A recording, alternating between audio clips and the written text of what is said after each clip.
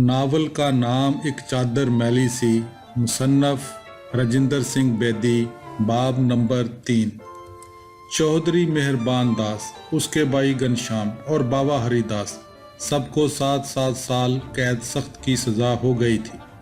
साथ जातरन के बड़े भाई उस लड़के को भी इतनी ही, क्योंकि लोग मकतूल की लाश को नंबरदार तारा सिंह और हवलदार जहान खान के पहुंचने से पहले मौका पर से ले जा चुके थे और वकील सफाई कातल के सिलसिले में नागहानी इश्ताल साबित करने में कामयाब हो गए थे। लेकिन बाबा हरिदास को इतनी लंबी सज़ा क्यों? इसे इसलिए कि उसका लोहे का लंगोट बोसीदा से कपड़े का निकल आया था। बाबा हरिदास को ऐसी इबरतनाक सज़ा सुनकर कोटले की सब औरतें चुप एक दूसरी के मुंह पर कुछ ढूंढने लगी। पकड़ी गई तो पूरनदाई ब्राह्मणी, जो सबसे ज़्यादा बातें करने की आदी थी और जिसके मुंह से एकाएकी हा निकल आई थी और आंखों से आंसू। लोग कहते थे जब तक गांव पर मंदिर की छतर छाया है और दिया धर्म वाले लोग जोहड़ के किनारे उड़कर आ बैठने वाले कबूतरों को दाना दुनका डालते हैं, कोटले में कोई पाप नहीं हो सकता। होगा भी तो उसकी पूरी सज़ा मिलेगी, जैसी के बेरों को मिली थी। चौधरियों की हवेली, जायदाद, ज़मीन वगैरह सब मुकदमे में गए।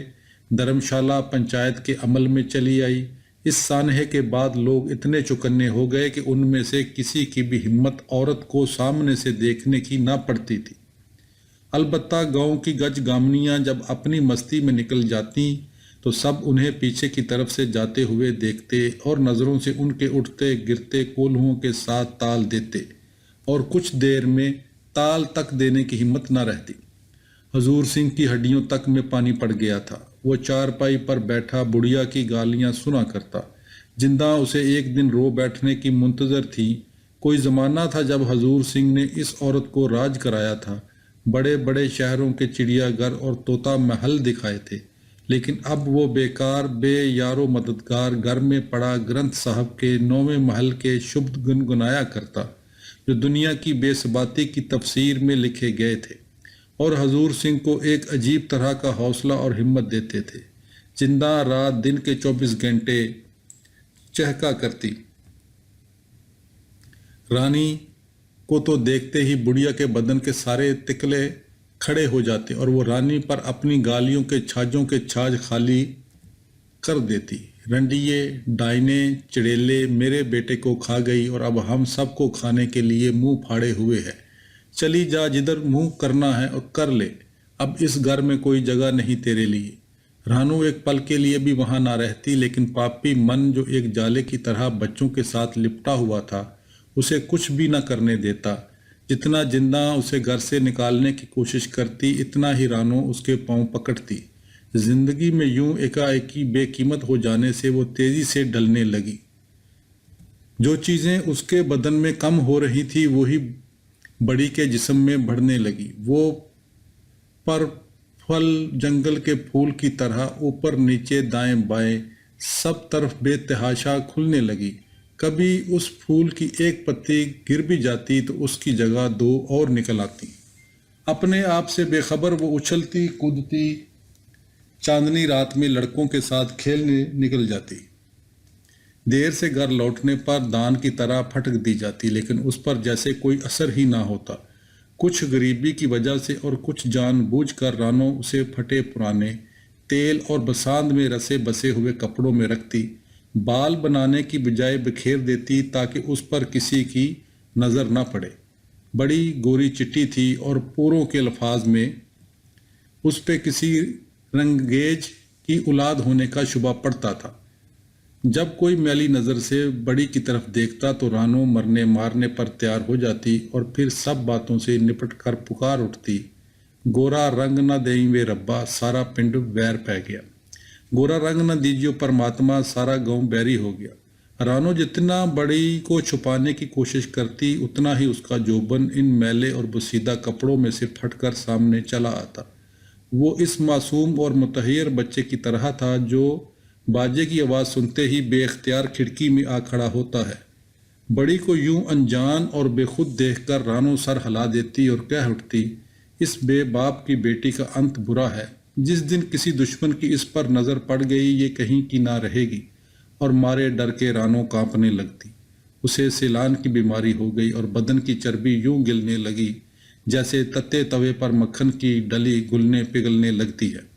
रानो के हिसाब से बड़ी दिन ब दिन अपनी तकदीर की तारीख के नज़दीक पहुंच रही थी। पिछले माह की संक्रांत से रानो को बड़े के नहाने का हिसाब रखना पड़ रहा था। कहीं 2 दिन भी ऊपर हो जाते तो रानो उससे अजीब तरह के उल्टे सीधे सवाल पूछने लगती। तीसरे पहर को तू कहाँ थी? फिर एशरा के यहाँ से कहाँ गई? मंदिर में कौन कौन था? क्यों तू पुरोहित से गुरु मंत्र लेने बैठ गई? जानती भी है ये मंत्र तुझे कहाँ पहुँचाएगा। भूल गई बाबा हरिदास को। फिर वो एहतियातन घर में काढ़ा ला रखती, झूठ और कुफर को उबाल फेंकने के लिए। जब कहीं धड़कते फड़कते हुए इंतजार के बाद इस बलूक के बूटे पे कोई नया गुल अनार खिल उठता तो रानी की जान में जान आती और बड़ी को जल्दी जल्दी घर से निकाल देने की सोच में लग जाती। लेकिन घर में तो 20 कौड़ियाँ ना थीं उसे रुखसत करने, अपने घर भेज देने के लिए भी। फिर रानो सोचती वो खुद भी तो रोटी कपड़े के वादे पर चली आई थी, लेकिन पापी परमात्मा ने जब उसकी बच्ची को जिंदगी की ससुराल में भेजा तो रोटी कपड़े का भी वादा न किया। गांव के नौजवान लड़के हर दूसरे तीसरे शाम डसके जाकर सिनेमा देखने वाले हरामी बहन और औरत में भी तमीज़ करने के काबिल ना रहे थे। इतना तो उन्हें समझना चाहिए था कोटले की सब लड़कियां उनकी बहनें हैं और औरतें माएँ। इस पर भी रानो उनमें से किसी के हाथ में बड़ी का हाथ दे देती और ख़ुद इस सारे हिसाब किताब इस डर से छुट्टी पा लेती। लेकिन वो लुच्चे बदमाश सब के सब महर करम दीन के बाग में से खटे तोड़ कुछ खा कुछ फेंक कर बाग उठने वालों में से थे।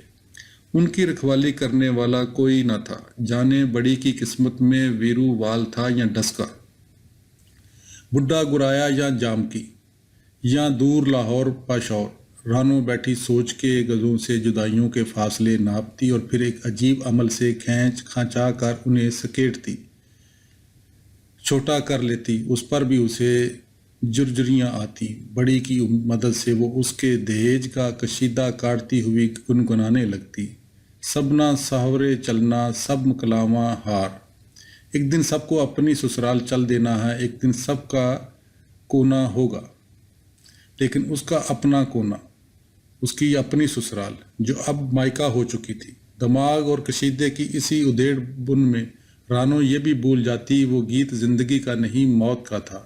फिर जैसे अपने आप एकाएकी रानो की सेहत ठीक होने लगती। बदन में एक अजीब तरह का तनाव पैदा हो जाता जो उसके दिमाग तक की तनाबे खींच डालता और रानो का मन ससुराल जाने के लिए तड़पने लगता। रानो जब से कोटले में आई थी तलोके ने उसे ससुराल के बारे में सोचने का मौका ही ना दिया था। ससुराल नाम होता है 7 पर्दों में लिपटी लिपटाई आने वाली दुल्हन का। उसके स्वागत के लिए घर की चौखट पर सरसों का तेल गिराने का, पीछे बाजू आगे नज़रों के ठट्ठे का, सास के चाव ससुर के मल्हार का, गानी खेलने बर्तन बदलने का, मुंह दिखाई और फिर रात को मोतिया या करने के फूलों का, दिए की रोशनी में सिमटने और फिर खुल जाने का। एक बहीमत के साथ साथ एक अथाह मादरियत का। लेकिन तलोका जहाँ उसे हर रोज़ दलता रोनता हुआ ले जाता था वो तो ससुराल ना थी जिसमें हर लड़की शादी के बाद जाना चाहती है। हर औरत ब्याह के बरसों बाद भी जाना चाहती है। रानो एकाएकी ससुराल ओस गोने के लिए जाग उठी। लेकिन ससुराल और गोना तो उसकी बेटी का होने वाला था। नामालूम अपना या बेटी का अपना। और रानो का वही गीत एक नोहे में डल जाता, जिंदा की गालियां और दूर दूर जिसे और दिलदोज बना देती और वो गाने लगती। जच्चर वसे सलेड़ी जच्चर साथी नाल, सहेली उस वक़्त तक बह सकेगी जब तक साथी उसका साथ होगा। जिस्म उस वक़्त तक काम करेगा जब तक रूह उसकी रफाकत करेगी। इस पर वो उबाश मंगल और वो ही उसका नसीबों वाला अड्डा। मंगल ने बक्की पर साज लादना तो सीख लिया था लेकिन खुद पे घर की जिम्मेदारी का जुआ ना पड़ने दिया। आमदनी पहले से भी कम हो गई। जिंदगी में एकाएकी चौंक कर जागा हुआ मंगल जज्बात व शहवानियत के जंगल में खो गया। अभी वो जिंदगी के सियाको सबाक से अच्छी तरह वाकिफ ना हुआ था, लेकिन उसे इंजासत का एहसास ज़रूर था। जब भी कोई कुमारी सामने से गुजर जाती तो जैसे अपने आप ये बोल उसके होठों पर चले आते, नशे दिए बंद बोतले तेनू पीणगे नसीबां वाले। है नशे की बंद बोतल तुझे नसीबों वाले पिएंगे। और नसीबों वाले अड्डे पर इक्का हाँकने वाला मंगल ये भूल ही जाता घर की तरफ से भी उस पर कोई फ़र्ज आयद होता है, जहाँ सब लोग अब एक ही वक्त का खाना खाने लगे हैं। उन्हीं दिनों मंगल की जहलम अरैन की छोटी बेटी सलामते से राहो रस्म हो गई। सलामते ना सिर्फ तरकारी भिंडी बैंगन और तोरी ही पर हाथ पैर निकाल लिए थे, बल्कि उसका पूरा बदन बेल पर लगी हुई लौकी की तरह हरा भरा और नरम था। उस पर भी वो हवा के मामूली झोंके के साथ जामन और बकायन तो एक तरफ कांटेदार बबूल से लिपटती फिरती थी। एक दिन उसने राह जाते मंगल को टोका, अड़या मंगला। मंगल जो इक्का लेकर निकल रहा था घोड़ी की बाग खींचकर रुक गया और सलामते की तरफ मुंह उठाकर देखने लगा। सलामती ने पास आकर आंखें मटकाईं और बोली, हाय हाय वे अन्या, एक बार हमें भी सैर करवा दे। क्यों नहीं सलामते, मंगल ने हामी भरी। गोली किसकी और गहने किसके, कब कराएगा? जब तू कहे। सलामते आगे पीछे देखकर बोली, आज ही रात ही। मंगल ने कहा, मेरा इक्का रात को नहीं चलता। और वो बक्की अपनी घोड़ी को चाबुक लगाकर चल दिया। जब वो सतरा के रास्ते पर 2-3 कोस निकल गया तब सलामते की बात के मानी उसकी समझ में आए। वो गांव की तरफ मुड़ने ही लगा था कि सवारियां अल्फ हो गईं। फिर ये सोचकर कि अभी तो रात होने में 8-10 घंटे बाकी हैं, वो सतरा के रास्ते पर चल दिया, घोड़ी को चाबुक लगाते और कहते हुए, चल मेरी बकिए शहरो शहर। शाम को मंगल घर पहुंचा तो अपने इस छोटे से दमिश्क की कहत साली देखकर सारा इश्क भूल गया। सुबह से खाना न पका था, बड़ी ने कुछ चावल उबाले थे, लेकिन भूखी रानों ने उन्हें तबाक पे डाला और बिना नमक मिर्च के खा गई, सूखे ही निकल गई। सास ससुर तो एक तरफ उसने अपने बच्चों को भी ना पूछा था और अब जिंदा उसे धक्के दे देकर बाहर निकाल रही थी और रानी पत्थर बनी मार खा रही थी। वो चाहती तो एक ही हाथ से बूढ़ी जिंदा के जिस्म का रिश्ता उसकी रूह से अलहदा कर देती, लेकिन वो चुप थी और एक अनजाने डर से कांपे जा रही थी। मंगल इस मंजर को देखकर एक मुजरमाना एहसास से बकायन के नीचे खड़ा हो गया। आज उसने सिर्फ 13-14 आने बनाए थे जो घर के नून तेल के लिए भी काफ़ी न थे। उसे उल्टी तरफ की एक सवारी मिली थी जो रुपया सवा रुपया देने को तैयार थी, लेकिन सलामते के लालच में वो जल्दी ही गांव लौट आया। मंगल ने जिंदा के हाथ रोकते हुए कहा, ताई क्यों तू रोज इस गरीब के साथ ऐसा सलूक करती है? क्यों रोज मारती धक्के देती है? आखिर कहाँ जाएगी बेचारी? रानो, जिसे अपने शोहर के मरने पर रोना न आया था, एकदम बलक उठी और थोड़ी ही देर में वो अपने आंसुओं के सैलाब में कुछ यूं डूब गई कि लड़खने जोगी भी ना रही। वो रो रही थी और कह रही थी, मैं क्यों जाऊं? क्या नहीं किया मैंने इस घर के लिए? बेटे नहीं जने के बेटी नहीं जनी। मंगल बोला, कसूर बाबी का नहीं मेरा है, तेरा ख्वाम खाही है। जिंदा कड़की, जो औरत अपने बच्चों की नहीं वो और किसकी होगी? और फिर रानू की तरफ मुंह करते हाथ जोड़ते हुए बोली, गुरु के वास्ते, भगवान के वास्ते, देवी माँ के वास्ते तू अब जा, तूफान हो जा। जो अंधा काना मिलता है कर ले, यहाँ से मर ले। रानू उठी मुड़ती हुई उसने जिंदा को ऐसी निगाहों से देखा जैसे कह रही हो, तू तो जनी है माँ, जगत माता है, तू तो मुझे मत दत्कार, जैसे तैसे भी है मुझे रख ले, मेरा इस दुनिया में कोई नहीं। और इसी डर से वो सबके हिस्से का खा गई थी। अब उसकी समझ में नहीं आ रहा था इस घर में रहे भी तो कैसे। बच्चे अब पल चुके थे और कायदे से अब तलोके के थे, इसके थोड़े ही थे। सास ससुर गाँव में पंचायत के लोग ले जाने भी देते तो वो उनको लेकर कहाँ जाती? खुद भीख मांगती, उनसे भीख मंगवाती, फिर बनता सुनता और बड़ी हर एक से वो एक ही सा प्यार करती थी। अब भी वो उसकी देख रेख के मोहताज थे। एक को छोड़ने का ख्याल करती तो दूसरी पसली में दर्द होने लगता, और वो सब इतने छोटे ना थे कि साथ ले जा सकती, इतने बड़े ना थे कि छोड़ सकती। सास के उठते जूता बैठते लात के अमल से रानो भी अब यही समझने लगी थी, जिस औरत का पति मर जाए उसे उस घर में रहने का कोई हक नहीं। उसकी ये हालत देखकर एक सुबह चुन्नू आई और गले में बांह डालकर अपने घर ले गई। साग के साथ मक्की की रोटी खिलाई, जो रानो ने इस डर से थोड़ी खाई कि फिर न मिलेगी। और फिर चुन्नू मुंडा सर का कर रानो के पास बैठ गई और बोली, देख बीबी, मैं तुझसे एक बात कहती हूँ, जो माने तो। रानो ने चुन्नू की तरफ देखा। चुन्नू शुरू हुई, ये जिंदा बंदी, ये सास तेरी तुझे जीने न देगी, इस घर में बसने न देगी। यहाँ रहने का एक ही तरीका है। क्या तरीका है? रानो ने जानने से पहले ही ढारस पाते हुए कहा। वो ये कि तू मंगल से शादी कर ले, चादर डाल ले उस पे। नहीं। रानो एकदम खड़ी हो गई। ये तू क्या कह रही है चुन्नू? ठीक कह रही हूँ, जब बड़ा भाई पूरा हो जाए तो। ये नहीं हो सकता, रानो ने कहा और उस पे एक लर्जा छाने लगा। मंगल बच्चा है, मैंने उसे बच्चों की तरह पाला है। उम्र में मुझसे कुछ नहीं तो 10-11 साल छोटा है। नहीं नहीं, मैं तो ये सोच भी नहीं सकती। और रानो घर भाग गई। मंगल बक्की के लिए दाना ले जा रहा था जब रानो घर पहुंची। अंदर जाते हुए रानो ने मुड़कर एक नज़र मंगल की तरफ देखा और फिर एकाएकी अपने आप नहीं नहीं नहीं नहीं कहती हुई चल दी। खुद को जलंगे में गिरा मुंह छुपाकर रोने लगी। घड़ी भर के बाद मंगल साज लेने के लिए अंदर आया। आज वो जल्दी निकल जाना चाहता था कि घर में चावल ही नहीं गेहूं भी आए और मोटी सी रोटी पके, जैसी के पका करती थी और जिससे असल में पेट भरता था। चावलों का क्या है, वो तो सीधे पेशाब के रास्ते से निकल जाते हैं और फिर पेट खाली रब वाली।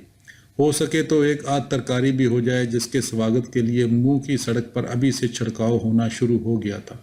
कुछ ना हो तो रोटी के साथ प्याज ही सही, या फिर लहसुन की कुछ तरियां।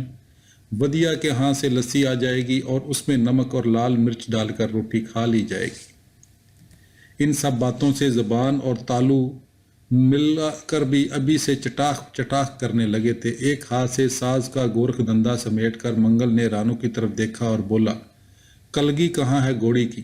रानो एक झटके के साथ उठी। पहले तो उसने सीधे मंगल की तरफ देखा और फिर एकाएकी घबराकर दूसरी तरफ झांकते हुए बोली, बच्चे तो गए मदरसे।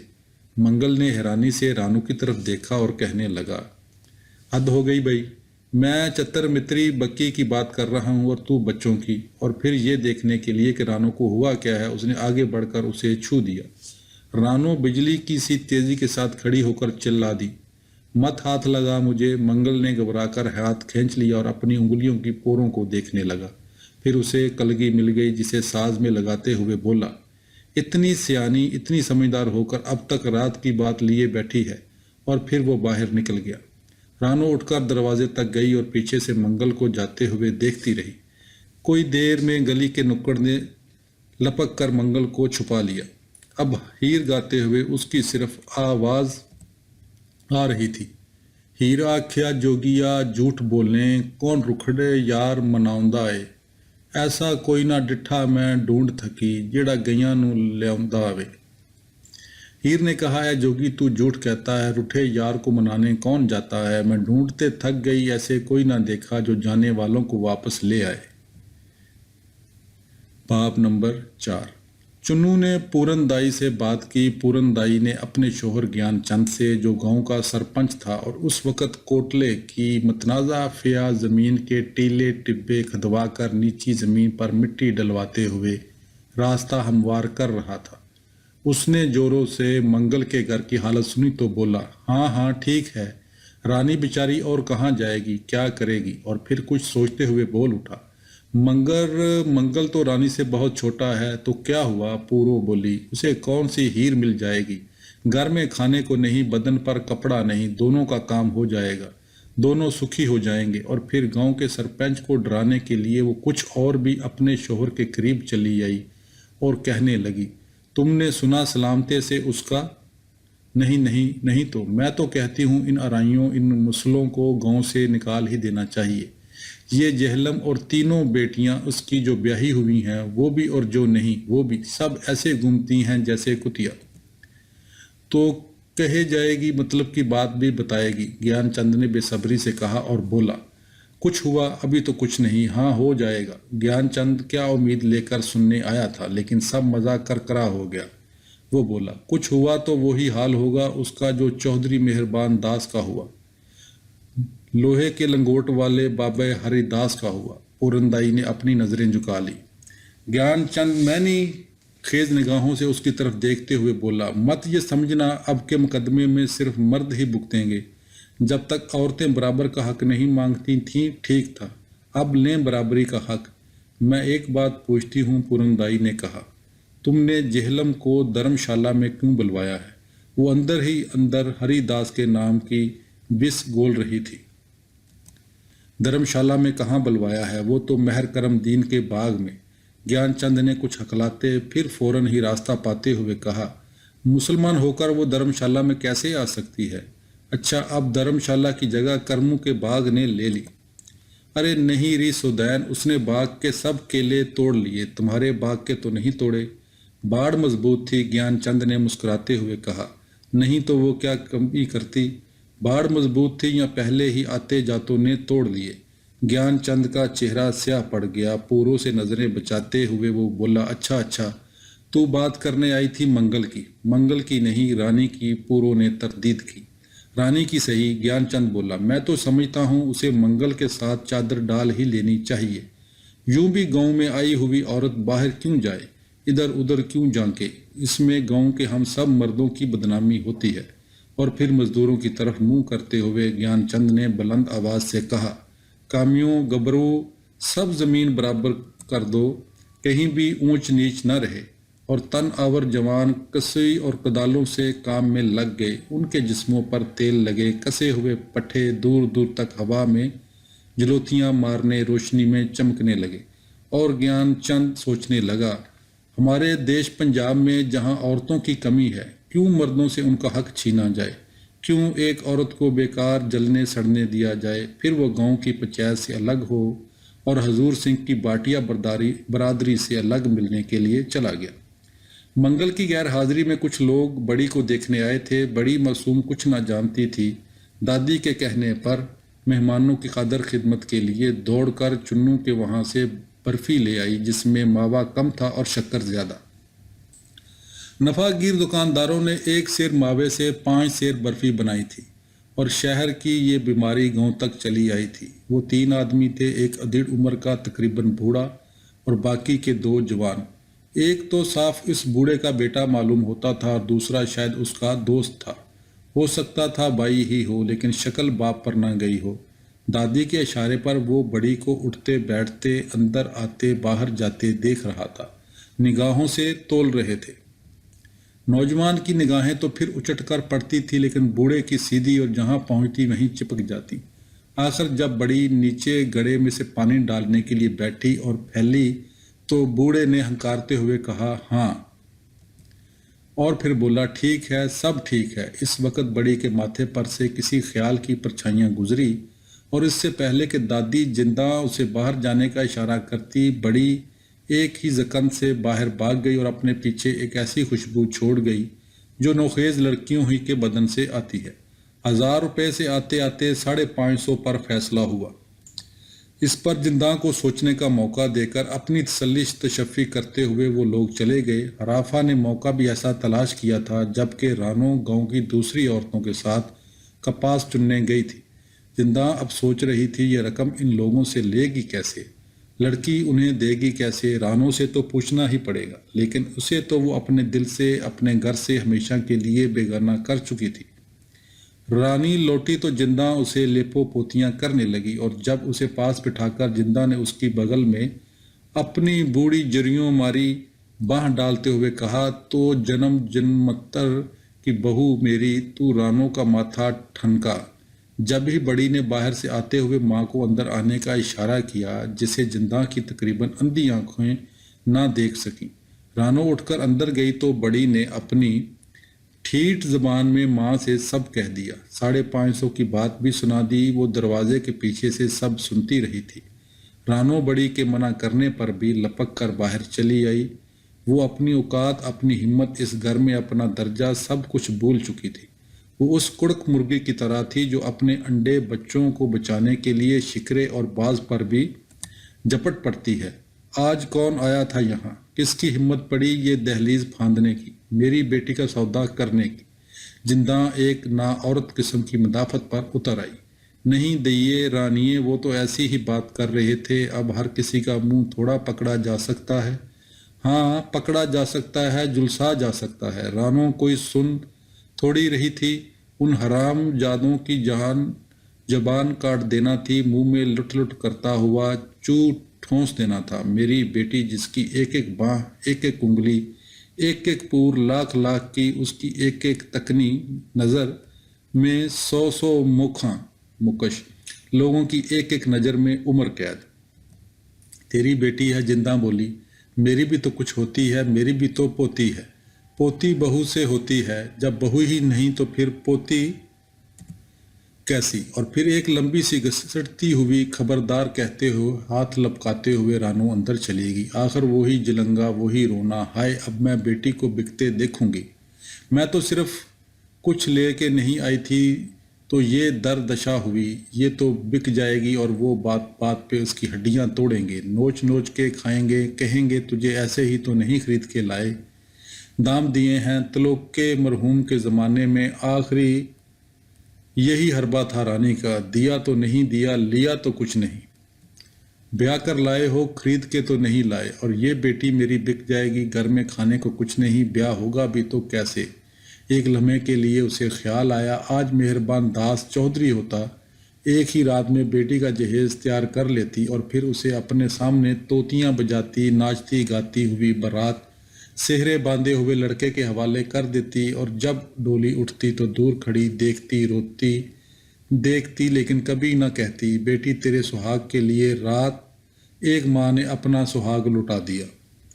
फिर 500-550 मिलेंगे तो ये फाफा मुझे कुछ देगी थोड़े ही, आखिर बेचना ही है तो एक ही बार 550 में क्यों ना मैं इसे लेकर शहर निकल जाऊं और थोड़ा थोड़ा करके बेचूं। लाहौर में सैकड़ों हजारों बाबू लोग फिरते हैं जो कुछ देर के दिल बहलावे के लिए 15-15, 20-20 रुपए दे जाते हैं।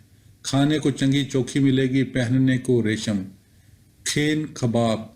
थोड़े ही दिनों में रुपयों और कपड़ों से संदूक भर जाएंगे। जब ही जनाटे के एक थप्पड़ की आवाज़ सुनाई दी जो रानो ने खुद ही अपने मुंह पर मार लिया था और अब हमेशा की तरह एक अनजाने खौफ से कांपने लगी थी।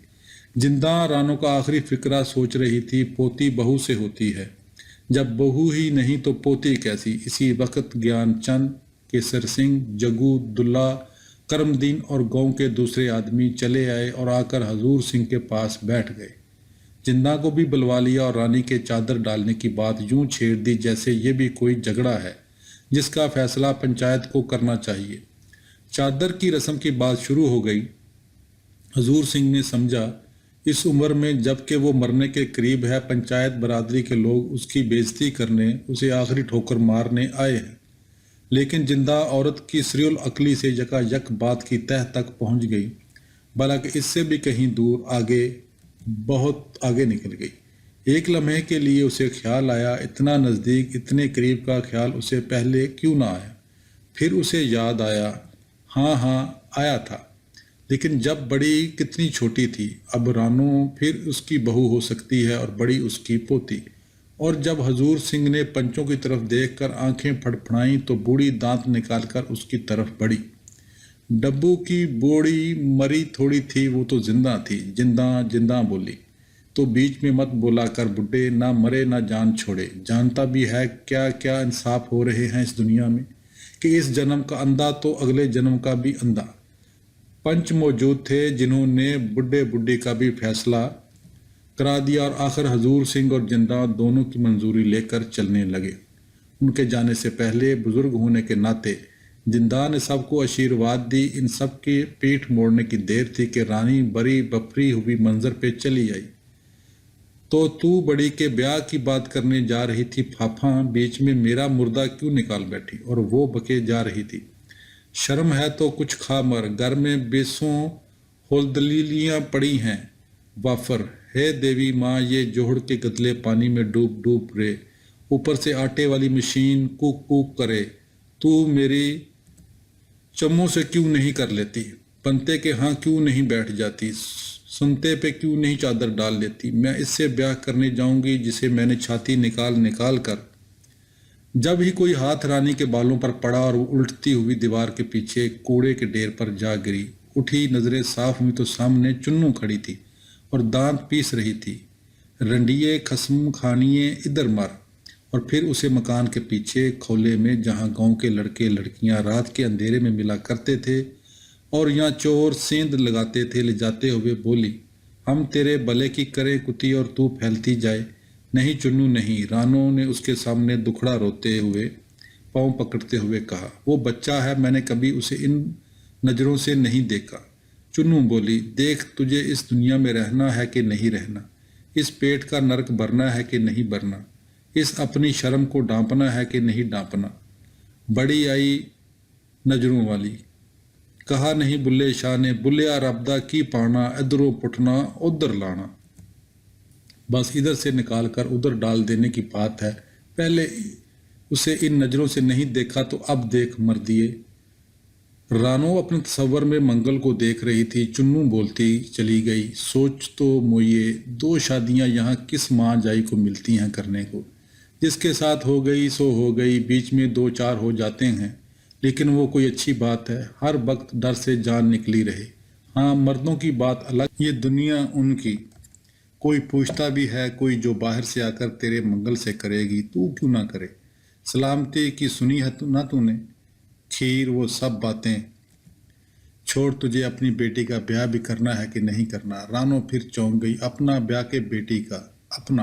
वो बच्चों की तरह नाना की जिद करते चली गई और घर पहुंचकर दिन भर बैठी सोचती रही। जब ही एक और ही आग उसमें लपक आई, जिसका ताल्लुक बड़ी से था, ना छोटे 2 बच्चों से और ना चुम्मों से।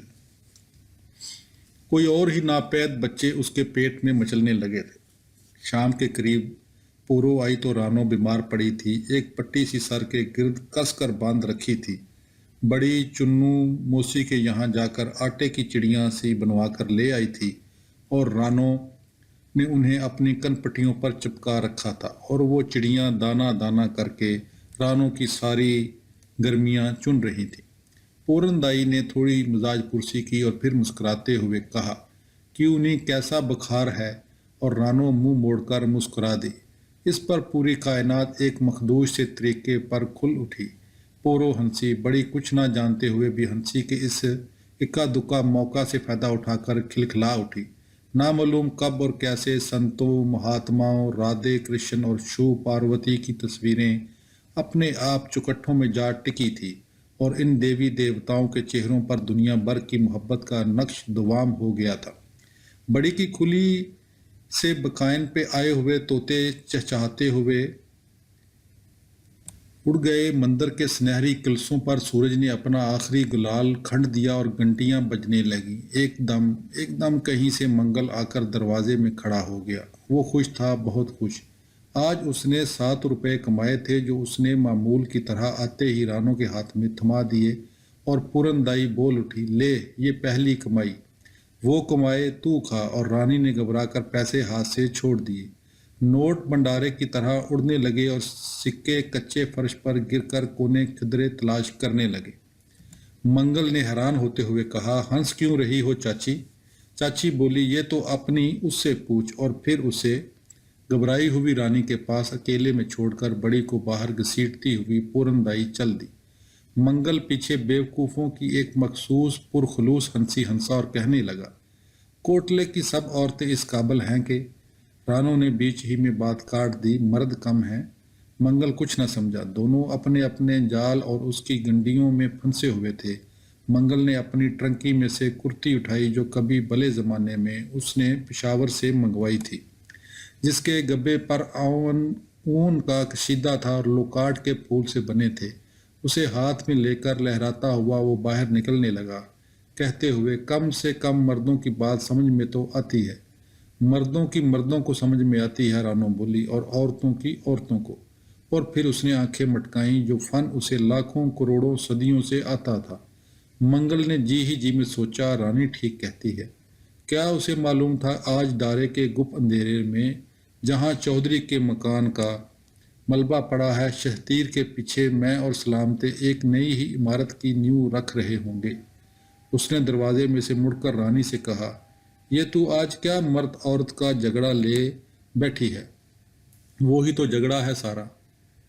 कर खेतर कोरो केश्तर की लड़ाई है, इससे भी पुरानी। रानी ने जवाब दिया और पास आते हुए बोली, जिसमें जीता हुआ भी हारा और हारा हुआ भी हारा। मंगल रुक गया और रानी की बात का कोई गहरा मतलब समझने की कोशिश करने लगा। दोनों एक दूसरे के बारे में कुछ न जानते थे, लेकिन वो समा था जब कोई भी बात करो तो मतलब बन जाता है, और कभी कुछ भी कहो मतलब नहीं बनता। इस वक्त मतलब था या नहीं, इसके लिए दिमाग चाहिए था या वक्त, और दोनों के पास ये दोनों चीज़ें न थीं। रानो 33-34 बरस की भरपूर औरत थी, जिसमें नसायत अंगड़ाई लेकर जागी थी। इसमें नो उम्र नौखेज लड़की जैसी रौनक तो ना हो सकती थी, अलबत्ता औरत पने का पूरा गरूर था, जो बरसों सदियों से हालात के रद्दे दर रद्दे के नीचे दब कर रह गया था, और उस वक्त उबल कर उछल कर निकलता जब ऊपर की सतहें कमज़ोर होकर रास्ता छोड़ देती। बाखिलाफ इसके मंगल 24-25 बरस का जवान गबरू, शुरू ही से दरिया और आखिर दरिया, जो मंबा का मोहताज था, दाने का और ना किनारों का। बाहर आकर रानो ने यूं ही बर्तन टकराने शुरू कर दिए, जो वो चाहती थी वही हुआ। मंगल सलामते के पास जाने से रह गया। माँ जंदा ने बेटे को आवाज़ दी, और जब वो पास आया तो उसे बैठाकर बातें करने लगी। रानी मसलहतन सटक गई।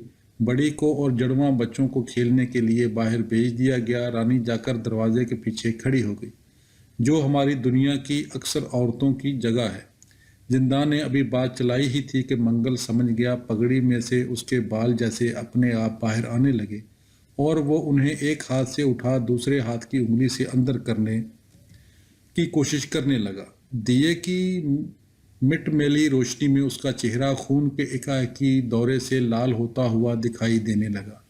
रानी ने कवाड़ के पीछे छुपकर दीवार का सहारा लेते हुए दिल पर हाथ रख दिया। मुंह से जिसकी दगड़ दगड़ सुनाई दे रही थी, मालूम होता था कोई खूनी ऊपर की मंजिल पर किसी का खून करके अब भागने के लिए जल्दी जल्दी सीढ़ियां उतर रहा है। कोई देखता वो कैसे एकदम तोरिए के बेबहारे फूल की तरह पीली, कमलाई और मुरझाई हुई नजर आ रही थी। उसके होंठ दीवान शाह की दुकान पर बिकने वाले पुराने छुहारों की तरह सुकड़ चुके थे, और घुटने आपस में टकरा रहे थे, जिसे मोहब्बत या खौफ के एक बारगी हमले से लरजते टकराते हैं। मंगल ने उठकर अंदर की तरफ देखा, जहां उसके क्यास के मुताबिक रानी गई थी। नहीं, ये नहीं होगा, ये कभी नहीं होगा। उसने बाएं हाथ को एक फैसला कुन झटका देते हुए कहा, जैसे वो छांटे को दिया करता था जब गोड़ी बक्की को दुलकी में डालना हो। फिर वो बोला, मैं माँ की गाली नहीं खाता, इन पंचों की माँ का। ये तो क्या लाट उर्दन जार पंजम भी आ जाए तो मैं ये कभी ना करूं। मेरी माँ के बराबर उसकी उम्र है, मैं सर उसके पाँव पर रख सकता हूँ, पाँव सर पर नहीं। और वो बकता झुकता इधर उधर तबरे सुनाता हवा को गालियां देता हुआ बाहर निकल गया। ऊपर मंडीर पर एक साया सा लहराया और फिर पीछे हट गया। हाय नी नी, जंदा ने चलाते हुए कहा। रानिए इन्हें अन्य दे कहीं अपने आप को कुछ ही कर ना ले। कह के गया है, घर में एक और तलोके की लाश आएगी। रानो लपकी, गिरी और फिर लपकी, हत्ता के दरवाजे के पास जा पहुंची, जहां चुन्नू, पोरंदाई, वदिया वगैरह ने उसे जकड़ लिया। रानी अपने आप को छुड़ाते हुए बोली, हाय नी हाय नी, और उसने अंधेरे की तरफ इशारा किया। कुछ नहीं करेगा, चुन्नू ने डांटते हुए कहा। हाय कुछ कर लिया उसने तो मैं मर जाऊंगी, हम सब मर जाएंगे, सबका ठेकरा मुझ ही पे टूटेगा। तो मर रहा है ना, वदिया ने आगे बढ़ते हुए कहा। ठेकरा तोड़ने वाली और कौन है, हम ही है ना। हे देवी माँ, मेरा तो सारा बदन ठंडा हो रहा है। रानो अपने तशंजी हाथ छाती पर रखती और फिर पोरों का सहारा लेते हुए बोली। चुन्नू रानी के हाथ दबाते उसे होश में लाते हुए बोली, तुझे ही तो गर्म करने के लिए सारी मुसीबत की है, क्या बर्फ हुई जा रही थी। मुझे बचा लो चाची, रानी ने पूरनदाई के पैर पकड़ते हुए कहा। पूरो ने अपने पैर छुड़ा लिए और बोली, मरी क्यों जा रही है, कुछ होने वाला नहीं। इन मुए मर्दों पर जब लादी डाली जाती है सब ऐसे ही करते हैं। हम औरतें ये ना करें तो सब की सब दरी रह जाएं, तू तो जानती है। रानो को कुछ हौसला हो गया था। उसने दोनों हाथों से अपना मुंह छुपा लिया और बदस्तूर लरजती कांपती हुई चन्नू की तरफ देखकर बोली, वो क्या करेगा जो तूने किया। चुन्नू ने कहा, क्या सोचेगा जो तूने सोचा। बड़ी पास खड़ी सुन रही थी और अब तक मामले को कुछ कुछ समझ चुकी थी। वो एकदम बोली, माँ ने ये सब किया तो मैं कुछ खा मरूंगी। इस पर सब औरतों ने अपनी अपनी नाक पर उंगली धरते हुए एक लंबी घिसटती हुई हु हाय की और फिर चुन्नू ने बढ़कर बड़ी की चोटी खींच डाली और बाकियों ने धक्के देकर उसे अंदर भेज दिया। बड़ी जब अंदर गई तो शर्म, नफरत और कुदूरत से उसका चेहरा सूज रहा था।